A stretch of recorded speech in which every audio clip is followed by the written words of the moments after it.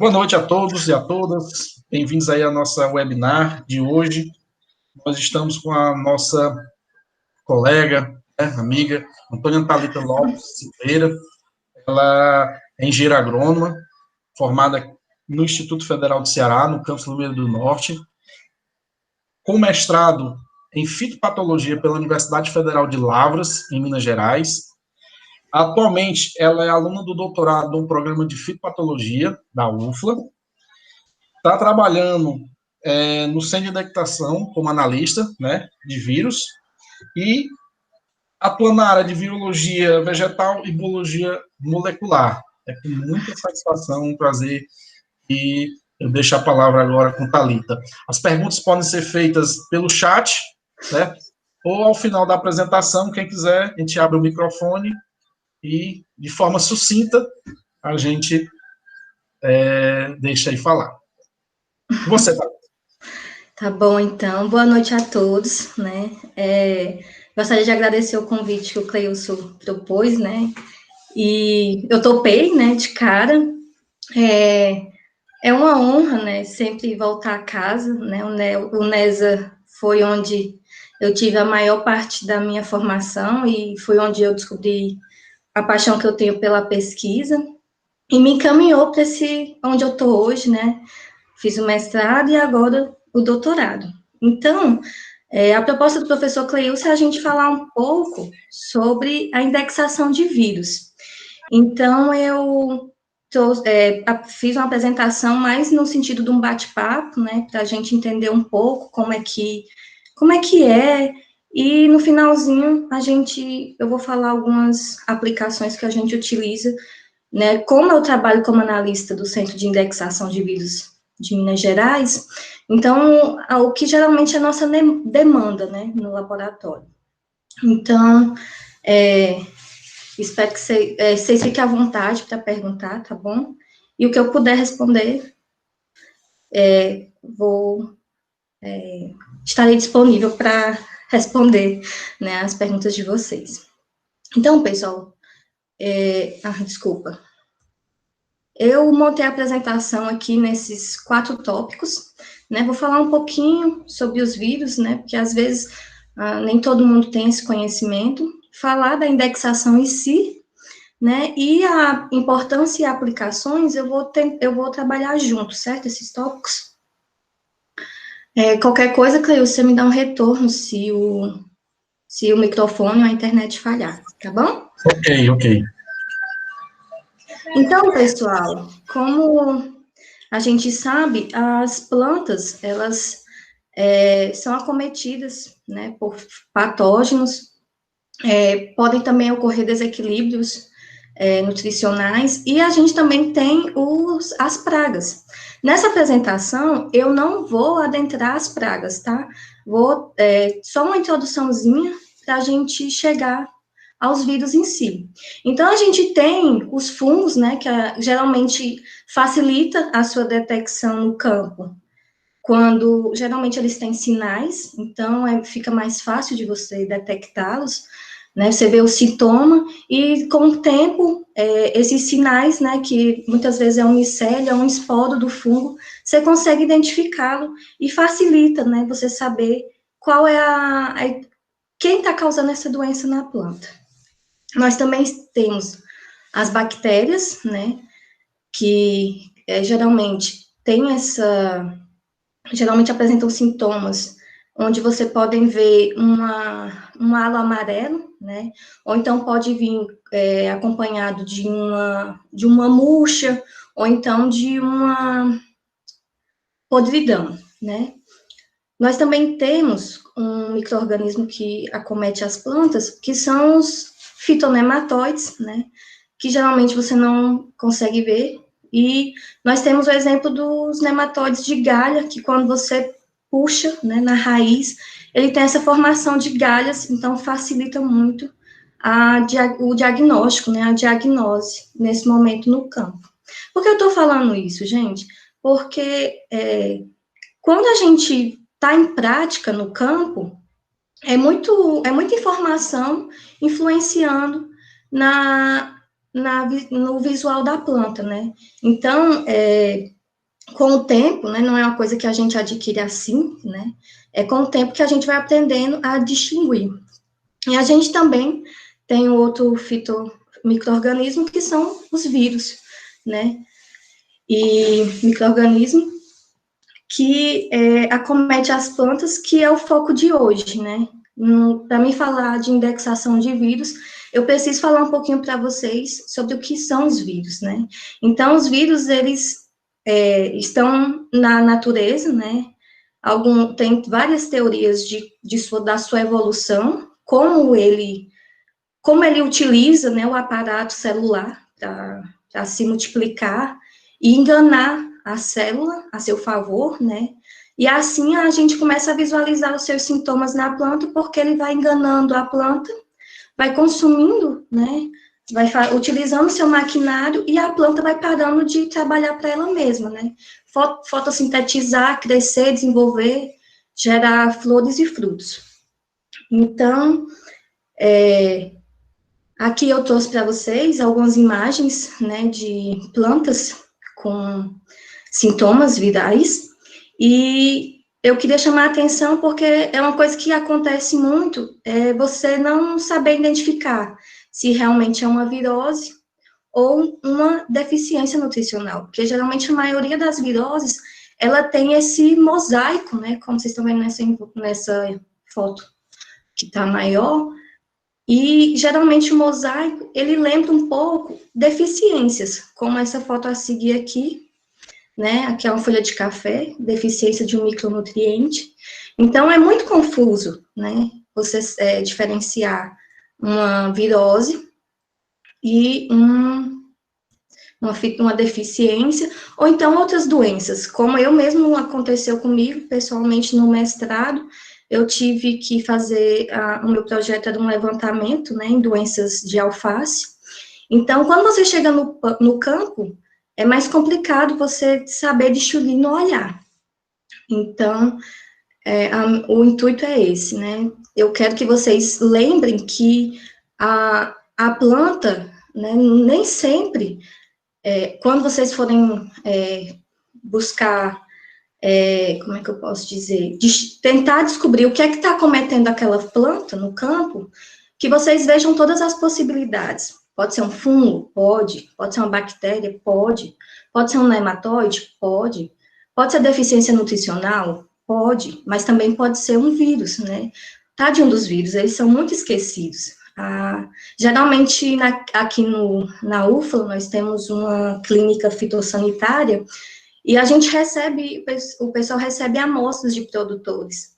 Geralmente, o último a vir analisar são os vírus, né? Depois que tentou várias vezes o fungo, bactéria, nematóide, é que lembra do vírus, né? Então, a busca de hoje é que vocês lembrem deles, né? Não fique esquecido. Então, só a título de informação, né? Nós temos a partícula viral, e o vírus é composto por um ácido nucleico, né, é o seu genoma, onde está a sua informação, e onde estão as proteínas, que são responsáveis pela sua replicação, né, viral, e nós temos os capsômeros. Alguns vírus, eles têm um envelope. Só que, como a gente está falando de vírus de planta, os vírus de planta, eles são mais simples. Então, sempre vão ser compostos pelo genoma, né, que é o ácido nucleico, e a capa, né, que é os capsômeros, que são proteínas, formando a capa viral, certo? Então, eu coloquei uma setinha aqui, né, para facilitar, para vocês verem. Geralmente, pessoal, esses vírus mais complexos são vírus que acometem seres humanos e animais, certo? E, às vezes, alguns insetos.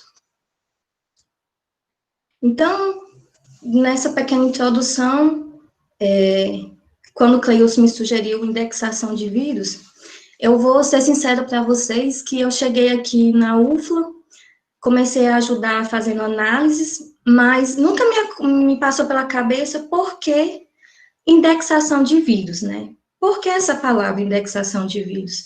E eu, estudando a Bíblia, eu criei o hábito de buscar o porquê da palavra, o seu significado, a sua origem. Então, eu trouxe para a gente, né? A indexação, ela é a ação ou o efeito de indexar. Beleza. Não, para mim ainda é uma coisa superficial. Então, fui buscar mais. Fui lá, e o que é indexar? Né? Então, indexar é organizar em forma de índice. Então, já me deu mais ou menos uma ideia pelo que eu trabalho aqui no laboratório. Mas, para quem é leigo, não tem muito o que entender, né? Só sabe que é uma organização. Então, o index é o que anuncia, mostra, denúncia, índice, inscrição, registro, catálogo. Né? Ele tem a origem do latim. Então, quer dizer o quê, pessoal? A gente vai pegar e organizar, né? Colocar tudo no seu devido lugar e descrever item por item do que se tem, né? É aquela famosa bagunça, né? Eu vou comparar aqui, né? A gente pegar uma sala, um quarto bagunçado, comparando a uma planta que chega com sintomas. Então, a gente não sabe que vírus é. Às vezes, a gente tem noção pela espécie, como a banana, a mandioca, como o alho. A gente já trabalha, já tem noção de quais espécies podem estar cometendo, mas às vezes não. Agora, por último, chegou para a gente rosa do deserto. E então foi um desafio a gente descobrir qual espécie de vírus estava cometendo, se realmente era um vírus que estava cometendo essas rosas do deserto. Então é o quê? Pegar essa bagunça e deixar nesse ambiente organizado, cada coisa no seu lugar, né? Foi a forma que eu achei mais interessante de tentar explicar para vocês, ok? Então, como? Como que eu vou fazer para arrumar essa bagunça e deixá-la organizada, né? Então, a indexação, ela faz isso. Eu trouxe aqui uma foto do meu mestrado, isso aqui foi num dos lugares que eu fui, né, nos campos de produção de alface. Então, gente, você olha para um canteiro desse, tem como você saber qual dessas plantas tem virose? Né, se a gente for pensar, né, quem aqui, algumas pessoas com experiência, né, vai desenvolvendo, eu gosto de dizer, o olhômetro, né, que você olha para a planta e você já consegue distinguir o que é, né, aqui a gente tem um técnico chamado Silvio, então, Silvio, quando vai para o campo, é maravilhoso, porque ele tem uma experiência, então ele bate o olho, isso aqui é bactéria, não, isso aqui é fungo, não, isso aqui é deficiência nutricional, não, isso aqui é vírus. Mas a gente não tem um Silvio portátil para levar com a gente, né? Pegar na mão deles e vamos, Silvio, comigo, para onde eu for. Então, essa visualização e identificação é muito complicado, né? Então, o que aqui geralmente acontece? A gente recolhe, né, uma amostragem do campo, né, com as plantas que a gente esteja suspeitando, né, no caso aqui eu coloquei até pequenininho, mas, né, geralmente se manda folhas, sementes e mudas. Pessoal, aproveitando para fazer um marketing para onde eu trabalho, que eu vou falar mais à frente, por favor, mandem amostras viáveis, né? O vírus, ele necessita do tecido vivo para se manter. Então, muitas vezes o pessoal manda amostras para a gente fazer análise, e a amostra chega decomposta, com fungos, sabe?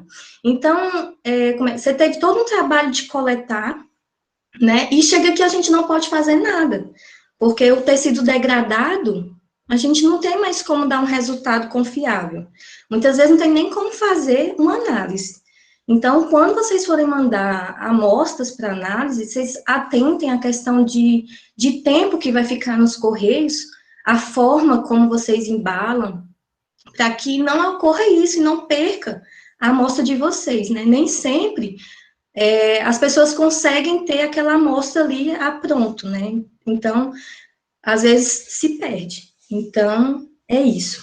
E ao lado, eu coloquei as técnicas de indexação, né?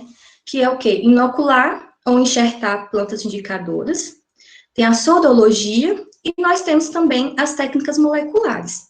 Essas 3 técnicas, pessoal, ela acompanha também a evolução da virologia, né? Porque antes, com o advento da biologia molecular e a sua modernização, e cada dia que passa, novas técnicas vêm surgindo, então, estudar os vírus, ele facilitou e, ao mesmo tempo, ampliou demais a nossa visão, né? Então, eu vou falar um pouquinho para vocês de cada um dessas técnicas, e todas elas a gente aplica aqui, né?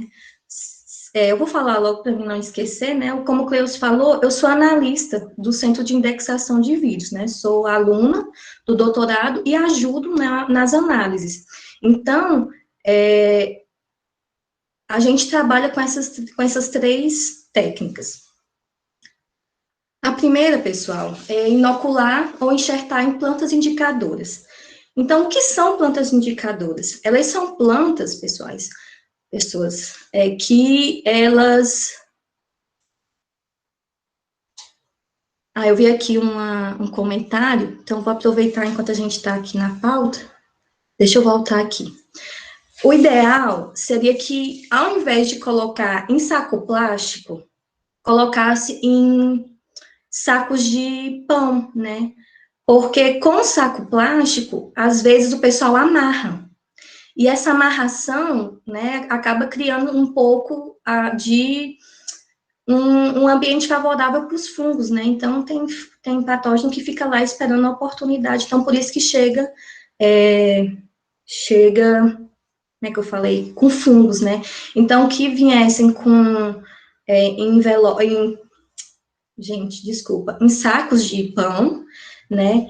Que não vedassem total o saco e que na hora de postar, tentem postar de uma forma que chegue o mais rápido possível, né?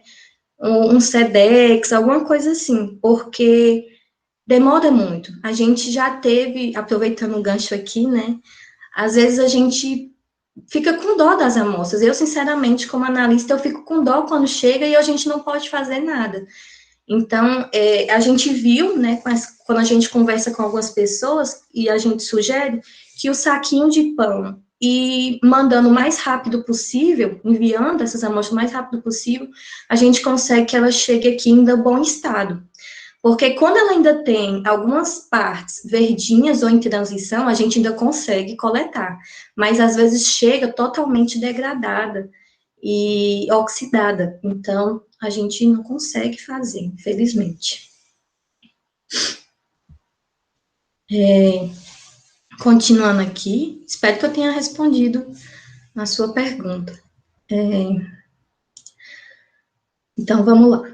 Então, voltando aqui, as plantas indicadoras, pessoal, elas são utilizadas na virologia porque elas reagem com sintomas com a presença da partícula viral, certo?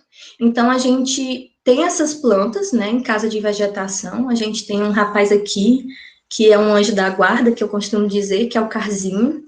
Então, ele mantém 3 casas de vegetações. O problema de inocular e enxertar é essa demanda de espaço e mão de obra.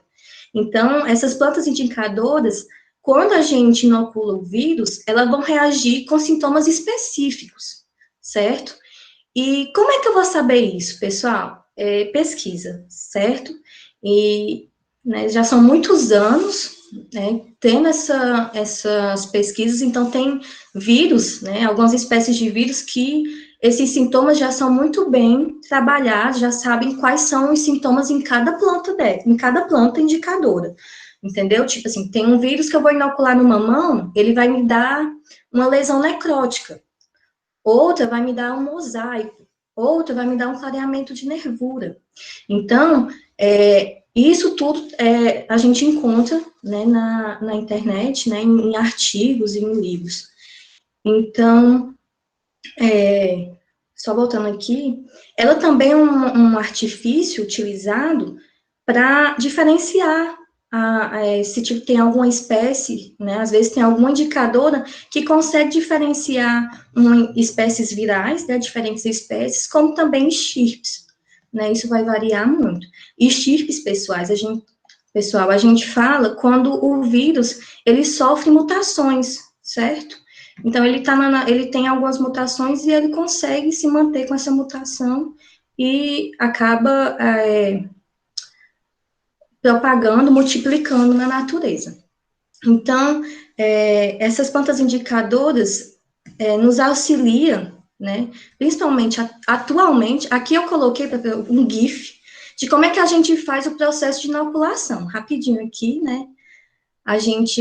Deixa eu esperar começar de novo, porque só um momento, pessoal.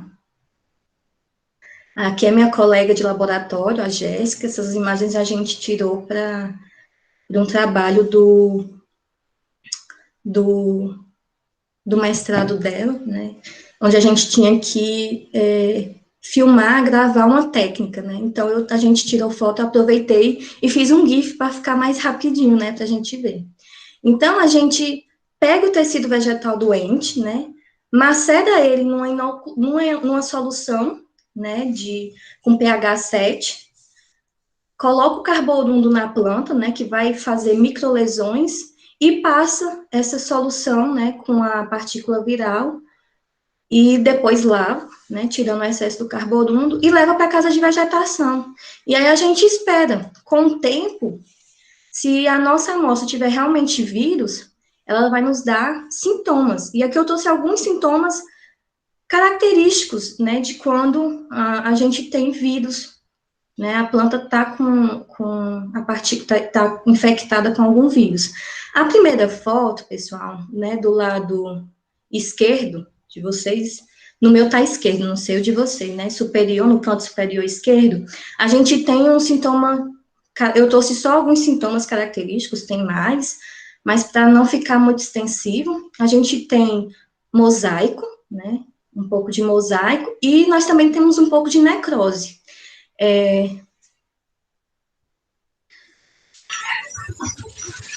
Thalita, não se preocupe com as perguntas, que no final eu anoto todas aqui, viu? Pode continuar. Tá bom, então, Cleus. Ok. Então, pessoal, esse sintoma da primeira foto, ele é causado por um vírus chamado PVY, o Potato Virus Virus Y. Então, ele causa, né, a gente tem aí um pouco de mosaico, né, e necrose. Na foto abaixo, a gente tem os anéis, né, são anéis necróticos. Essa planta, eu inoculei um tospovírus de alface.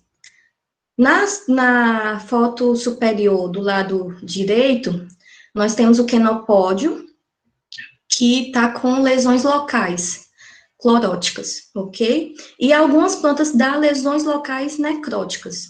Às vezes às vezes o vírus começa com a lesão clorótica e vai avançando para necrótica.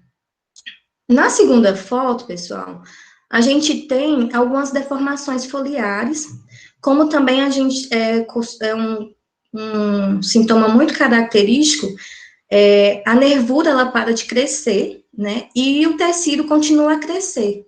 Então, ele dá esse aspecto de bolhas, né? Essas bolinhas. Então, a gente chama de bolhamento, que também é muito característico. E alguns chamam também de enfesamento, né? Porque ela vai parando de crescer todo o tecido.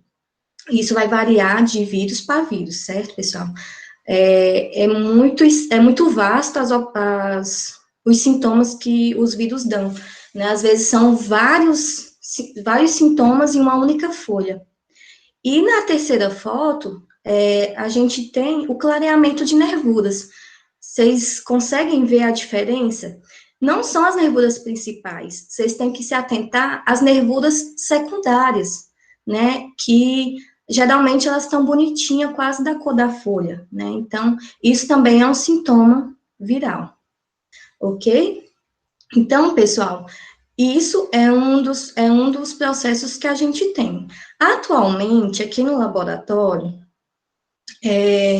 a gente tá, a gente utiliza mais essa técnica quando a pessoa manda uma amostra e ela quer saber se aquela amostra tem vírus mesmo, né? Então, aí a gente inocula, espera. Essa técnica, ela tem um defeito que é, às vezes, a demora, né? As pessoas, às vezes, o produtor quer o resultado rápido, né? 10, 15 dias, só que essa época do ano aqui é mais frio, desculpa. Aqui o dia é mais frio. Então, às vezes o sintoma que demoraria 10 dias, às vezes ele passa um mês para aparecer, né? Então, é uma técnica onde ela demora um pouco mais, porque a gente tem que esperar, né, visualizar esses sintomas. E você também tem que ter um bom olho para conseguir diferenciar, né, conseguir visualizar esses sintomas. Quando são sinais bem claros, né, como um mosaico, uma lesão clorótica, né, esses anéis necróticos, facilita bastante, mas um clareamento de nervura, às vezes, é tão singular, é tão pequeno, e então você tem que ter um bom olho para conseguir diferenciar, certo? Eu estou com meus colegas de laboratório, né? Caso eu esqueça alguma coisa, pessoal, se vocês quiserem me lembrar, fiquem à vontade, tá? Eu vou agradecer. Às vezes a gente fica um pouco nervoso e acaba deixando passar alguma informação importante. Então, pessoal, o próximo teste que a gente utiliza é a sorologia, né? Que é o enzyme like de immunosorbent assay. Então, a gente utiliza, eu vou explicar mais ou menos o passo a passo. São 2 dias, né, de processo. A gente precisa desse antissoro. Ele não vende no Brasil, né? A gente tem que importar ele. E ele é um pouquinho caro, né? Então, às vezes, o que custeia o nosso trabalho, o teste, são esses pequenos detalhes, né? De como conseguir. Então, primeiro processo, a gente vem com o antissoro e cobre a placa. Deixa um tempo, né, para que todo o antissoro ele faça adesão à parede desse pocinho. Depois a gente vem com o extrato vegetal, aquele mesmo extrato que vocês viram, né, no GIF do slide anterior, né, que eu passei, a gente utiliza também para fazer esse tampão, essa extração, né. Depois, a gente deixa por um tempo, né, para que a partícula viral, ela faça adesão ao antissoro. Então, depois, a gente vem, cobre novamente a placa com o antígeno. Pessoal, me desculpe se eu trocar, certo? Às vezes eu acabo trocando qual é o primeiro antissoro ou antígeno. Vocês me desculpem, mas vem com antígeno. Então, a gente deixa um tempo, geralmente ele fica overnight, para que o quê? Ele reconheça a capa viral, porque os antissoros, eles são feitos para reconhecer a capa viral. Cada vírus tem uma capa viral diferente, peculiar. Então, é assim que ele consegue diferenciar. Então, por último, a gente coloca um produto, né, uma solução, onde a gente chama de viragem, aqui no laboratório, onde o que? Vai ocorrer a fosforilação. Então, o meio, ele vai ficar amarelo onde tiver a partícula viral, certo? Então, por isso que eu coloquei essas plaquinhas. Aqui, nessa primeira foto, vocês podem ver, né, em cada pocinho vai ter uma amostra, né? Vai ter esse extrato que a gente fez de cada amostra, é individual. Num pocinho, a placa é feita de 96 poços, só que a gente deixa 4 poços para nosso controle positivo, que a gente mantém na casa de vegetação, plantas com vírus, né? Sempre vamos renovando, passando o vírus para novas plantas, né? Plantas jovens. E nós temos 2 poços que são controles negativos, que é além de comprovar para a gente que o teste deu certo, ele também é nossa base para saber quais amostras são positivas ou negativas, ok? Então, aqui, pessoal, é uma placa, depois, né, que teve a reação da fosforilação, né, então ocorre essa mudança de coloração. Então, onde vocês estão vendo esse amarelo, é porque a amostra tá infectada com o vírus, certo? Então, a nossa leitora, ela tanto dá quantitativo como qualitativo, né? Ela vai dizer se tem o vírus ou não e quanto de partícula viral tem nessa amostra, beleza? E a nossa terceira técnica, ela é a técnica molecular. Aqui eu tenho que chamar a atenção de vocês, porque os vírus, eles têm uma singularidade, né? O que baseia nessa técnica molecular é o seu genoma, né? Ele pode ser de RNA ou ele pode ser de DNA. Quando ele é de RNA, a gente faz uma técnica. Quando ele é de DNA, a gente faz outra técnica, né?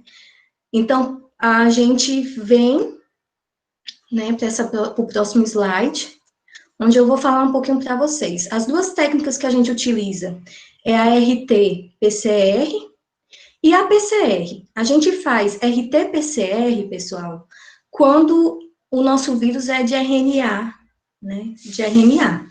Então, como ele só tem uma fita, vou voltar aqui para o slide anterior, né, vocês estão vendo aí do lado direito, né? Como ele tem somente uma fita, a gente precisa fazer uma fita complementar, né? Fazer um molde desse RNA, para que ele passe a ser dupla hélice. Porque a PCR, pessoal, a enzima que atua para fazer a PCR é a TAC polimerase. E a TAC polimerase, ela precisa, como cofator, não como cofator, mas ela precisa que seja uma fita dupla para ela atuar. Tudo bem até aqui? Então, primeiro se faz a RT, né? RNA, primeiro se faz a RT, faz uma fita complementar. Então, o que era uma única fita, né? Agora passa a ser duas fitas complementares. E a enzima que atua fazendo essa fita complementar é a transcriptase reverso, né?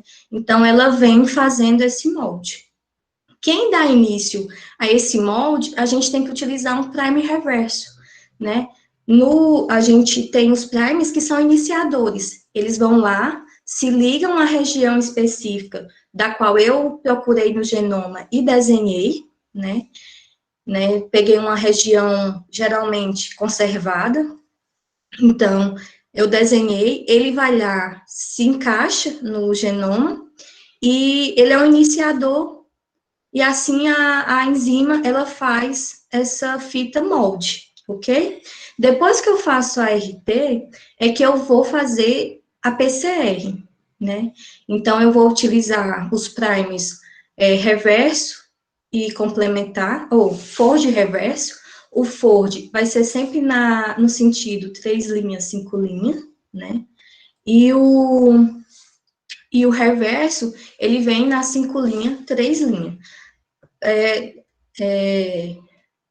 Como é que eu posso dizer? Então, se a amostra estiver infectada com vírus, o nosso prime, ele vai se encaixar ao genoma e ali vai iniciar uma multiplicação, né? Vai fazer várias cópias de DNA, né? Da fita de DNA. Gente, isso só é possível depois que se faz uma extração. É bem mais complicado, né? Então, como a gente tem muita coisa para falar aqui, eu só estou dando uma base para vocês entenderem como é que ocorre essa parte da molecular, né? Para eu poder explicar com mais detalhes, eu teria que falar só de molecular aqui para vocês. Então, nessa imagem, depois que ocorre a PCR, né, tanto para o RNA como o DNA, a gente faz a corrida eletroforética, né, onde é separado por cargas, né, nós temos um polo positivo e um polo negativo, então as cargas maiores, elas vão ficando e as menores vão passando, é como se fosse uma peneira, Então, o que for maior vai ficando em cima e o que for menor vai descendo até eu encerrar essa corrida eletroforética. E no canto inferior esquerdo, eu coloquei para vocês como a gente consegue saber, ao final, a amostra tem ou não tem o vírus. Então, a gente revela esse gel. Então, vocês estão vendo aí que tem algumas tem várias colunas, né? Em cada coluna dessas, vocês estão vendo que tem um tracinho colorido? Então, onde tem esse tracinho colorido, pessoal, é a amostra, né, que está positiva para aquele vírus. Então, a amostra estava infectada com o vírus, certo? Passando aqui, espero que vocês tenham entendido um pouco, né, sobre essa parte de identificação, né? Então, a indexação baseia nisso, né? Nós vamos saber, né, voltando aqui, quem está infectado ou não. Essa é a primeira pergunta, né, muitas vezes. Quando já se sabe que está infectado, que espécies estão presentes, né? Por isso que eu coloquei aqui a indexação de vírus, né? Primeiro, a virose. A minha amostra, a minha planta, né? Ou a minha amostra, ela tem vírus, tá com vírus ou não tá, né? Porque muitas vezes tá com uma deficiência nutricional e a gente acha que é vírus. Então, quando a gente inocula, não dá nada, né? A gente inocula nas plantinhas, como eu falei, a planta fica normal, bonita, então não tem. Às vezes a gente já vai direto para o PCR não dá nada. Então, minha amostra tem vírus ou não tem vírus? Se tem vírus, que espécie, né? Que espécie é essa de vírus que está afetando a minha planta?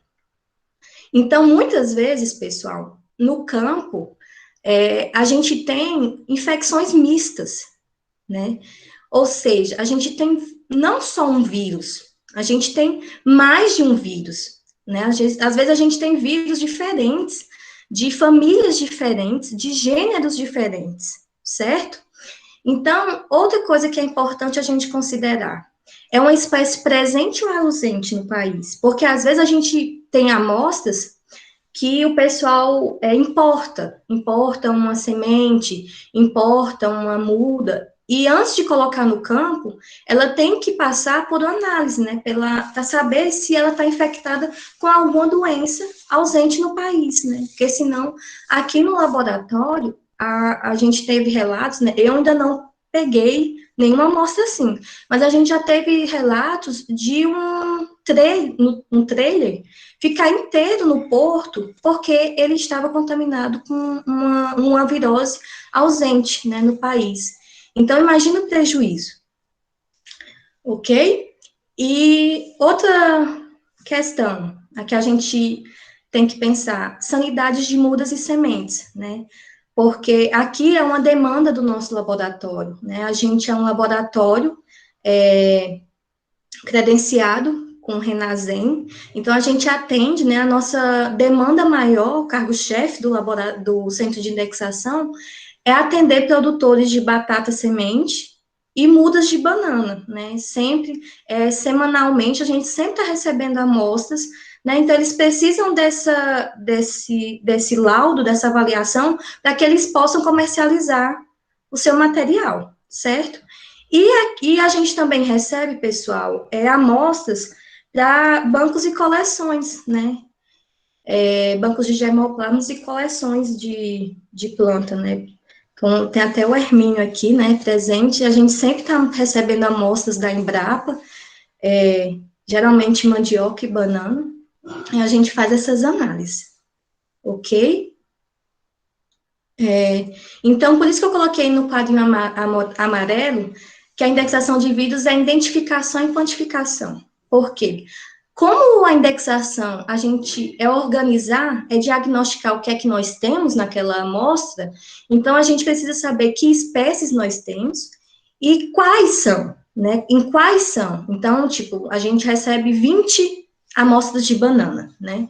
Então, nessas 20 amostras de banana, nós vamos identificar amostra por amostra, quais são as espécies de vírus, E quanto ao todo dessas amostras, elas estão contaminadas, beleza? Então, a importância dessa detecção e identificação. Por quê? Por que eu tenho que fazer isso, né? Para quê, né? Deixa lá, né? Só arrancar. Às vezes, por que eu tô tanto chamando a atenção de vocês, pessoal?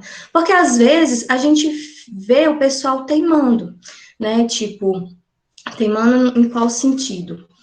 Às vezes o pessoal acha que é um fungo, uma bactéria, então compra, ou então uma praga, então compra, tem todo aquele gasto com agroquímico, aplicações, e muitas vezes não é isso, né? É um vírus que está lá no campo, e uma vez o vírus estando lá, não tem mais o que fazer, pessoal. Não tem. O vírus não tem um remedinho que nem fungo e bactéria, que você vai lá e aplica na planta e a planta volta ao normal. Não, infelizmente não.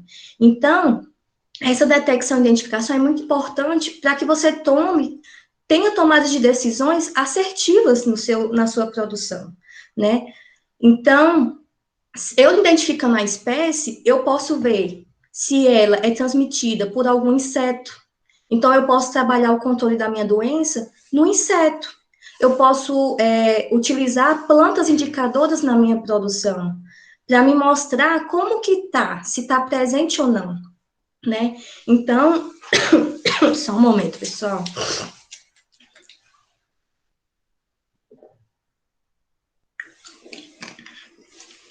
Então, pessoal, o Kitajima, né, que é um dos autores do Manual de Fitopatologia, ele lançou esse ano um artigo onde ele fez um levantamento, né, desde 1926 até 2018 das viroses identificadas aqui no Brasil, né?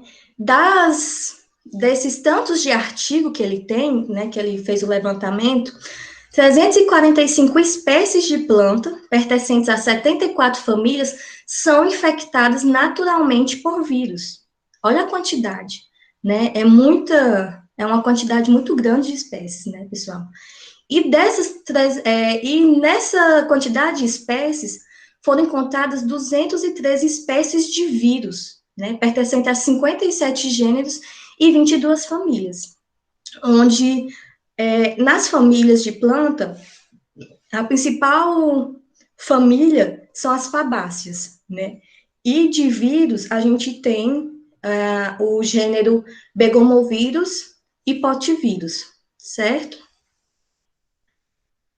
Então, pessoal, por ano, a gente tem uma perda de 60 bilhões de dólares correspondente a viroses. É um valor muito grande, né? Então, a gente às vezes deixa um pouquinho o vírus de lado e às vezes e esquece que ele está ali e está influenciando na sua perda, né? Então, eu foco aqui de novo para vocês, né? Futuramente, quando vocês estiverem lá no campo, vocês lembram da voz da Thalita. Gente, olha se não é vírus, tá bom? E em 2011 foi, né, publicado um artigo onde ele foi feito um levantamento de publicações, né, publicações tanto na parte econômica e molecular, né, e esses são os 10 vírus que mais afetam os campos, né, são os top 10, né, tanto estão presentes no campo, como também são bastante estudados. E desses 10, gente, esses que estão em vermelho, 6, eles estão aqui no país, né? O TMV, ele tem uma quantidade de espécies que ele acomete enorme. CMV também, né? O PVY, PVX, ele dá na batata. O TSWV é um tospovírus que dá bastante em em plantas, esqueci, gente, o gênero da família. Mas é em tomate, pimentão, ultimamente em alface, né? Já a gente também está tendo aqui em alho, né? Então, é um número expressivo. Ao meu ver, é um número bastante expressivo. e é necessário ter essa atenção. Então, pessoal, eu vou agora adentrar numa parte mais da importância de se identificar o vírus, né? Quando você chega a uma espécie, fica mais fácil de se trabalhar, né? Na década de 40, pomares foram dizimados e perdidos porque ninguém sabia o que estava cometendo os citros, né? E era uma virose, né? O citrus tristeza virus, o CTV, né? Que hoje, né, foi conseguiu se recuperar as lavouras por uma metodologia desenvolvida pelo professor, eu esqueci o nome do professor, vou nem falar para não falar errado, gente, mas é de São Paulo, e ele criou uma técnica chamada pré-imunização, que o que é essa pré-imunização? Você coloca uma estirpe mais atenuada, mais fraca, né? Porque como eu falei para vocês já no decorrer da apresentação, os vírus eles têm estirpes, né? Essas estirpes são mutações, variações no seu genoma que vão se adaptando e viram espécies, né? Então, os citos eles são inoculados com uma estirpe atenuante mais fraca, porque quando a estirpe mais forte chegar, a planta ela já vai estar ocupada pelo vírus que tem uma estirpe mais fraca. Então, ele não consegue se estabelecer, tá bom? Outra virose, né, que é bastante conhecida, e hoje, né, a gente é um dos maiores produtores de soja, mas a gente tem graças a isso, é porque a gente tem, a maioria das cultivares de soja, elas têm genes de resistência, né, ao SMV, Soybean Mosaic Virus, né, são 4 genes que conferem resistência à maioria das estirpes dessa virose. Outra, né, que é bastante conhecida, é o vira-cabeça, né, que é conhecido por... são várias espécies, pessoal, e são várias espécies que acometem, dão os mesmos sintomas, esses anéis, né, necróticos, e outra característica é a queda da ponteira, por isso que é vira-cabeça, né, a ponteira da planta, ela deita, né, como se fosse uma murcha. Então, a espécie que está mais dentro das espécies do vira-cabeça, aqui, a espécie que, dentre as espécies, né, que é um complexo, digamos assim, a que está mais disseminada é a Tomato Spot Wilt Virus, mas a gente tem outras, né? Na minha dissertação do mestrado, eu trabalhei com alface, e a gente viu que no campo a gente não tinha o TSWV, mas a gente tinha o GRSV e o CNSV, que são espécies, né, desse complexo. Então, os sintomas são similares, mas muitas vezes são outras espécies. E às vezes tem 2, 3 espécies do mesmo gênero, certo? Essa aqui, pessoal, é outra coisa que eu esqueci de falar, né? Que hoje, né, a maioria das cultivares de tomate comercializadas, elas têm o gene de resistência a esse vírus, por isso que eu coloquei só esse, né? O TSWV. É possível a comercialização por causa de um vírus do gene de resistência, né? Então, hoje o nosso tomate é possível por isso, né? Tem esse genezinho de resistência que proporciona uma maior produção do tomate. Outra virose que foi bastante importante, né, foi a Sugarcane Mosaic Virus, né, que no início do século XX, né, 89, 90, fez bastante estrago aqui no Brasil, né, e o pessoal teve que trabalhar, né, melhoramento genético para chegar a cultivares mais tolerantes e resistentes ao vírus. Outra virose bastante importante, que foi graças a essa identificação Por que eu estou colocando essas viroses, né? Eu quero que vocês percebam o quanto que é importante a gente descobrir que espécie é que está afetando o campo, né, a nossa amostra, para que futuramente trabalhos sejam feitos em cima disso, né, um melhoramento, a busca de um gene de resistência, para que a nossa produção não seja afetada, né? E teve um período, né, que na década de 70, 80, se eu não me engano, mais precisamente na de 80, nós tivemos grandes perdas na produção de feijão por causa dessa virose, o Bean Golden Mosaic Virus, que hoje, né, nossas cultivares de feijão têm tolerância e resistência a essa virose. Né? Na época, às vezes, foi preciso importar feijão para alimentar a população. E um mais conhecido da gente, né, eu me lembro, né, aquela coisa particular, né, um momento meu. A minha cidade, né, cidadezinha pequenininha, interior do Ceará, Pereira, para quem não sabe, eu me lembro que quando eu ia para... Eu já ia falar roça, gente, vocês desculpem que aqui, sítio, o pessoal chama de roça, então eu já ia falar roça. Então, quando eu ia para o sítio da minha família, o caminho inteiro, né, eram 8 quilômetros de distância, era produção de mamão. E eu me lembro, né, eu era criança, que do nada acabou. E eu com o tempo, fui pesquisar, e foi justamente por causa dessa virose, né, o Papaya Spot Virus, que dizimou, né, muitas plantações de mamão, e hoje a única forma de controle é o hogging, né, não tem o que fazer, tem que tirar e limpar a área. E a gente aqui no laboratório tem um trabalho, né, não está finalizado, infelizmente ele está até um pouco parado, que a gente está estudando os chirpes desse vírus para entender melhor, né, ele.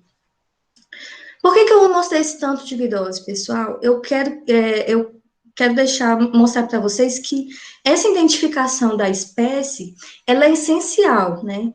Essa identificação que está lá da indexação, ela é essencial para que no campo eu saiba o que está acontecendo, né?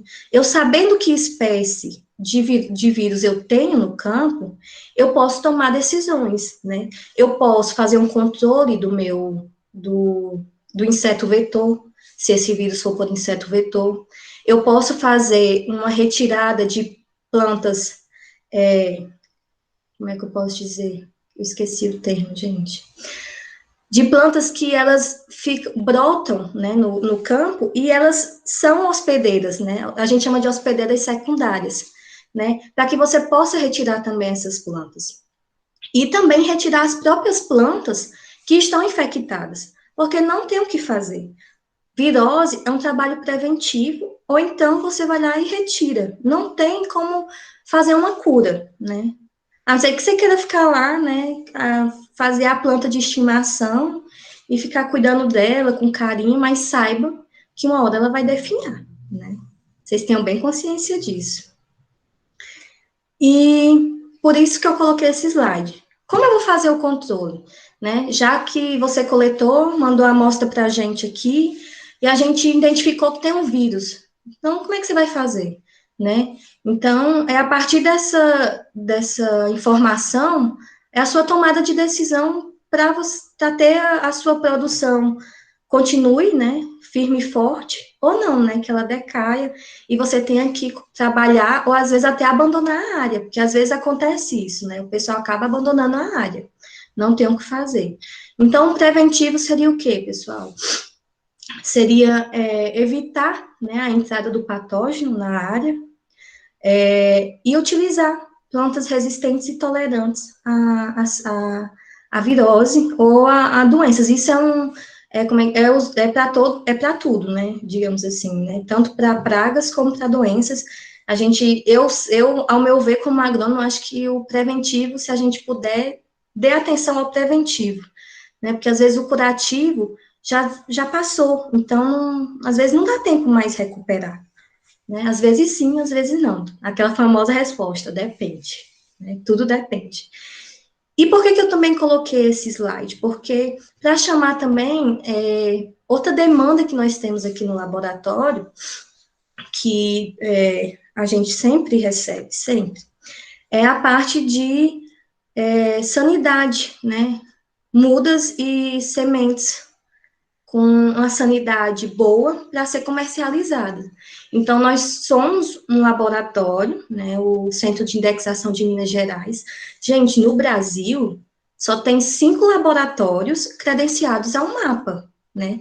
E eu fiquei muito triste, né, quando eu fui buscar essa informação, porque desses 5 laboratórios, todos eles são aqui na região sul-sudeste. Sul e sudeste, isso mesmo. Sul e sudeste, não tem nenhum no Nordeste. E a gente sabe que nos últimos anos a questão de produção de sementes aí também está acontecendo.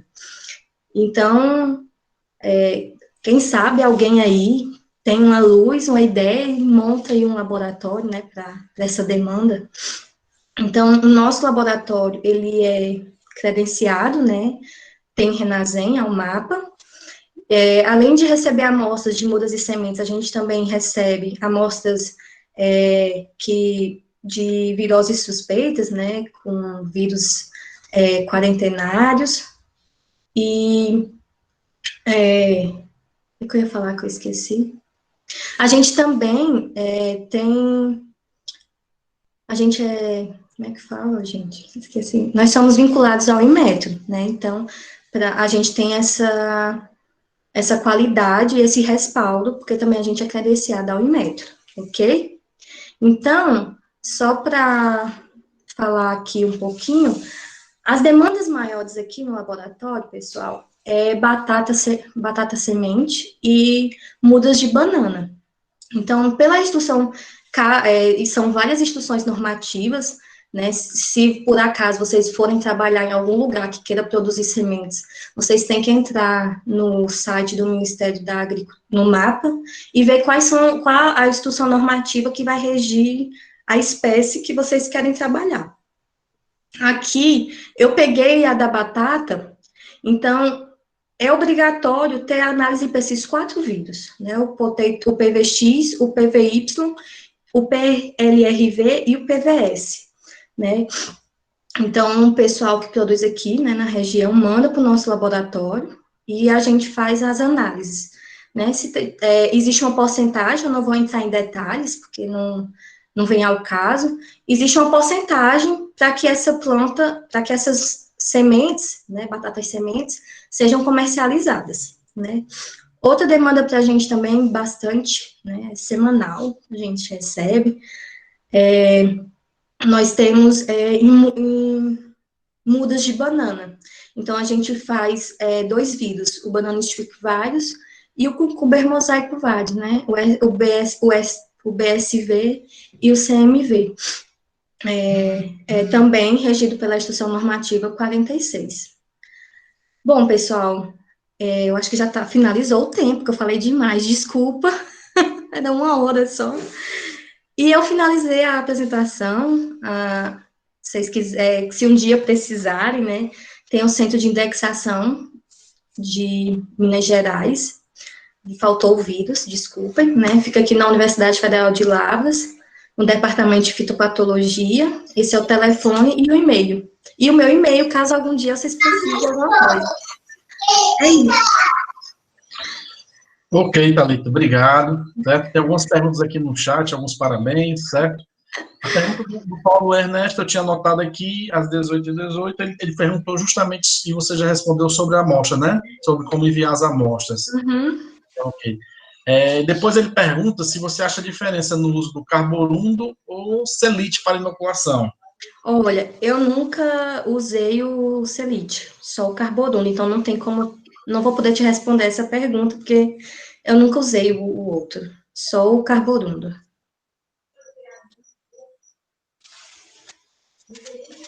Ok. O Ronaldo pergunta se teria como falar sobre pré-imunização. Falou, né? Falou um pouco aí. Aí o pesquisador Paulo Ernesto, aí, a gente saúda ele deu o nome aqui do Gary Miller, que é o nome do trabalhou aí com a pré-imunização. Isso mesmo. O meu xará Cleilson fez uma pergunta: se existe alguma virose causada por 2 ou mais vírus simultaneamente, como seria feito o diagnóstico?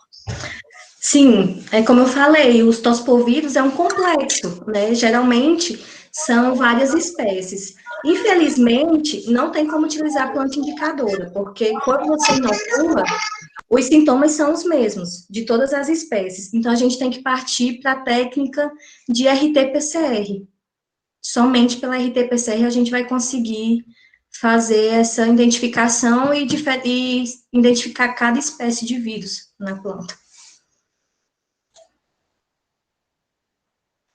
Cleilson, tá sem O o... Paulo, eu percebi que o Paulo Ernesto também fez outra indagação sobre vocês têm utilizado inoculação mecânica na rotina de indexação de amostras? Sim, sempre que a gente tem alguma dúvida, alguma coisa, ou então chega, como eu falei para vocês, a gente teve um caso recente de rosa do deserto, onde a gente tentou partir já para a técnica de RT-PCR, né? Eu fiz primeiro um levantamento de viroses, né? Fui na literatura buscar, fiz a RT-PCR e não deu. Então, eu fui buscar além, né? Então, eu vi que a rosa do deserto, ela tinha muitos compostos fenólicos. Então, a gente teve que partir para inoculação em plantas. E a partir dos sintomas que ela deu, a gente conseguiu identificar a espécie. Mas sempre a gente utiliza, é uma coisa constante, na rotina. Toda sexta-feira o Carzinho tá lá, trabalhando com as plantinhas dele, inoculando. Figura, o casinho. É. O Paulo pergunta se o centro de educação que você trabalha é da UFLA, eu já respondi a ele, é da UFLA. Outra dúvida, essa webinar faz parte eu já respondi também, né, do FCE. Hermínio ressalta a importância aqui da indexação para mandioca, banana e abacaxi, né? É crucial para o desenvolvimento dessas culturas. Eu lembro também que muita coisa de batata, batatinha inglesa, né, Thalita? Aí também trabalha assim Nossa, muito. isso. Trabalha muito. Tinha mais, Cleilson, assim, o pessoal falava aqui que a demanda era maior, mas o governo deu uma afrouxada nas leis, né, então deu uma queda na procura. Certo. Aí o Paulo aqui chama atenção que depois aí dessa pandemia, muita gente vai prestar atenção, vai ficar mais interessado em virose, né? Aí tem que É procurar verdade. mais. O Marcílio, o grande Marcílio da Agrovale, da Quinagro, pergunta quais vírus são mais detectados da banana e em quais regiões. O Paulo já fala, provavelmente, da Bahia, né? Temos no Brasil o É, PSV e o e CMV, isso mesmo. Mas a o gente né? acha mais BSV do que CMV. E, de forma generalizada, Thalita, no Isso, Brasil todo, isso, isso. A gente, quando recebe, geralmente dá mais BSV. É raro uma amostra da CMV. BSV, sim. né? E você recebeu já amostras aqui do Ceará? Como é que o Já, Ceará já. O Ceará, virose? pelo menos uma vez por ano eles mandam. Geralmente eles mandam banana. Banana, sempre aparece alguma banana infectada com BSV. BSV? Aham. A Ernesto aqui lembra que a Embrapa tem uma variedade transgênica com resistência ao mosaico dourado, feijão, né? Isso mesmo. Tá? Parabéns pela apresentação, Antônia. Hermínio Rocha aqui também dando parabéns. E foi uma pergunta: por que existe tão pouco centro de indexação de virose para esses países de dimensões continentais? Olha aí. Olha, eu acho que o custo é muito alto para manter um laboratório desse. Então, para ter um laboratório desse, tem que ter demanda, né? Então, eu vejo que muitas vezes o pessoal não valoriza, né, a importância das viroses, é nítido. Na própria academia, assim, poucas pessoas, a gente vai apresentar um seminário e as pessoas não têm noção do que é que a gente está falando, né? Então, por isso que hoje eu fiz tanta questão de realçar que vocês sempre lembrem que pode ser uma virose, né? Não deixar ela para escanteio. Mas é um laboratório que demanda custo. Um antissoro, pessoal, ele custa cerca de 20 mil, 30 mil, né? Então, tem que ter uma demanda alta de amostra para conseguir dinheiro para comprar esse material. Muitos parabéns, parabéns, parabéns. O Obrigada, Hermínio pessoal. pergunta: qual a capacidade máxima de processamento de amostras por dia no centro de indexação de viroses da UFA? Nossa, pera ainda, vamos ver. Se for sorologia, Às vezes, dependendo da quantidade de pessoas, né, porque uma certa forma, é um trabalho um pouco braçal, às vezes a gente consegue fazer 10 placas por dia. E molecular, se tiver também ajuda, a gente consegue fazer 100. A gente já chegou a fazer 200, 300 amostras num dia, né? Varia, assim, de extração. Agora, quando a gente vai para a parte de realmente fazer a RT-PCR, eu particularmente falo para vocês que eu não gosto de fazer de forma maçante para mim não errar e não perder o resultado. Eu gosto de fazer por 100 por dia, no máximo. Desculpa, pessoal. A Adriana Marques, grande Adriana Marques, representante aí de São João do Jaguaribe, a pergunta que ela tinha, como agora que eu nunca tinha ouvido falar de viroses, assim, de plantas, mas aí está bem explicada, dá os parabéns.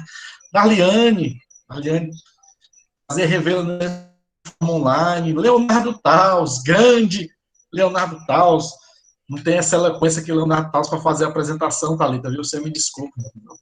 Eu estou convidando ele mais cedo para apresentar os candidatos. Adorava quando ele me apresentava nas apresentações, Leonardo, viu? Eu me sentia até mais importante.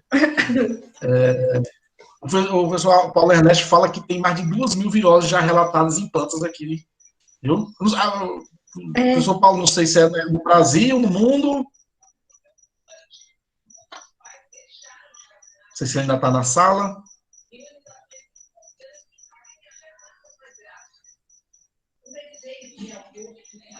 Acho que não, Cleilson. Pois é. No mundo, falou aqui. Falou? Kaline, Nara, orgulhosa. Você chamou toda a sua turma aí para fazer um. Não é, Cleilson? Muito obrigada, pessoal, por me prestigiar.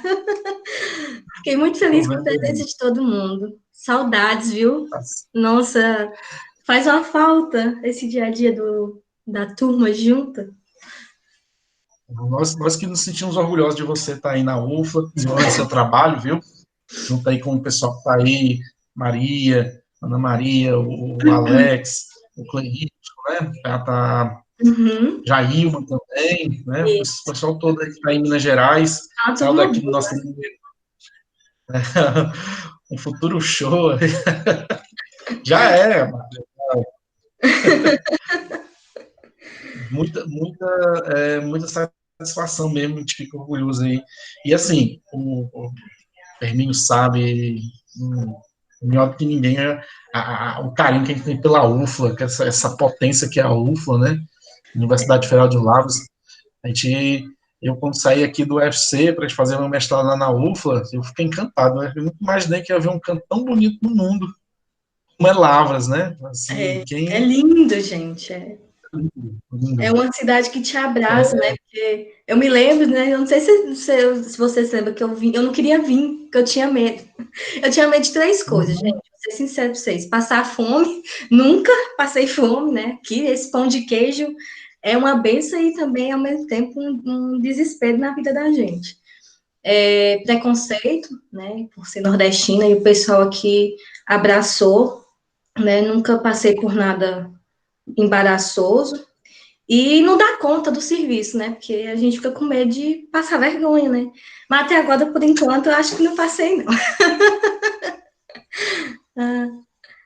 O pesquisador Paulo Ernesto precisou sair da sala, mas agradeceu, deu os parabéns à Thalita e ao UFC pela organização desse tipo de evento. Paulo Ernesto, muito obrigado por você ter participado, dizer que o IFCE sendo representado pelo NESA, né, nosso núcleo de estudos, Thalita é uma das fundadoras, né, do NESA, a Adriana Marques, que está aí também. Os primeiros a embarcar aí no NESA. Dava o app, do jeito que dava, ainda não tinha o ônibusinho que vai todo dia, né, mas... Opa, é mesmo. Não é verdade. A gente foi há muito tempo. O Hermínio aí fala que isso mesmo, a melhor universidade para estudar no Brasil, a UFLA. É isso, Hermínio. É verdade. As nossas webinars continuam semana que vem, a gente vai. Semana que vem não. Agora, é porque assim, eu tô ficando mais velho, eu tô ficando mais cansado, né? Eu não vou fazer mais toda semana, não. Vou fazer só de 15 dias. Quem sabe ano que vem fez só uma vez por semana. Mas até o Herminho participou aqui do webinar, foi bem, bem interessante mesmo, da cultura da mandioca, né? Uma caixeira para a gente aqui no Ceará. E daqui a 15 dias a gente vai ter um com a professora Keline, né? A professora Keline, Shoa, vai falar um pouco sobre sementes. Aí, Olha aí. E é isso. Só tenho a agradecer a você, Thalita, essa profissional que Nada. você se tornou. Obrigada a você pelo Sucesso aí. convite. É isso. Sucesso aí, viu? Sucesso aí sempre na sua caminhada. Manda um abraço aí para a professora Antônia, professor Edson Posa, professor Eduardo, professor Ricardo Magela. Você Sim. abraça até para o Mário Lúcio. O Mário. Abraça até... Agora ele é gente boa, aprendi a gostar dele. Não, você aprende, com o tempo você aprende. E agradeço a todos que participaram. Um grande abraço aí, meu amigo Hermínio, companheiro de todas as horas. Hermínio tem uma frase que eu nunca vou esquecer: disse, daqui a 100 anos, ainda a gente vai ser amigo ainda. A nossa amizade vai durar, durando até a pandemia. Grande abraço, Hermínio, grande amigo. Então é isso, professor. Obrigada a todo mundo pela presença e espero que alguma coisa tenha ficado, né, como aprendizado. E é isso. Conhecimento parado é conhecimento morto. Eu levo isso comigo. Obrigado, Thalita. Até mais. Boa noite a todos. Fiquem com Deus.